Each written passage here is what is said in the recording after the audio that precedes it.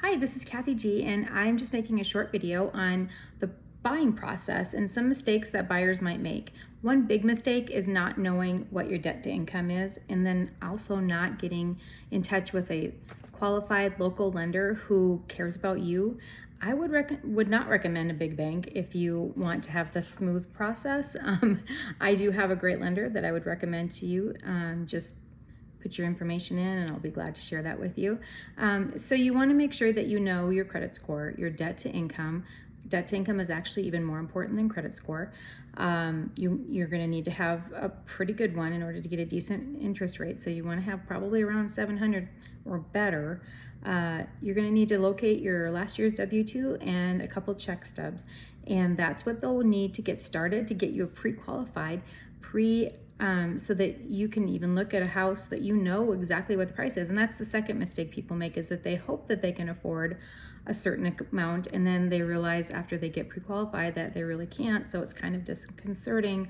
Or sometimes it happens where you're looking for a house that you could qualify for even better and it suit your needs more, but you're thinking a little smaller, and that's not always the best either. So, it's really the first step is to just really know what that income is and go to a lender and get that kind of ironed out. And then the next thing that buyers need to do is find an amazing realtor so that we can find you a home. And for me, I know how to find off-market homes because the MLS is not full of the great homes that you would want. And how I do that is a process called the Perfect Home Finder, and that is just an amazing way to find a home. And I would be glad to share more about that too if you want to just put your information in and we can have a conversation, and you will talk to me.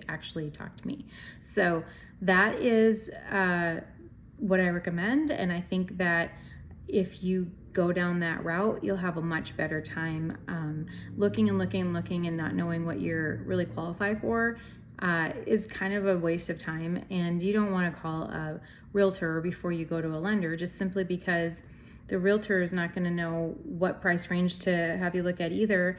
And it kind of upsets any seller out there who is opening up their home for you to see, and then, oh, I guess I can't afford that home. So it's just kind of common courtesy as well. So if you are in the market and you want to start thinking about buying a home, then great, find a great lender, and then we can go from there.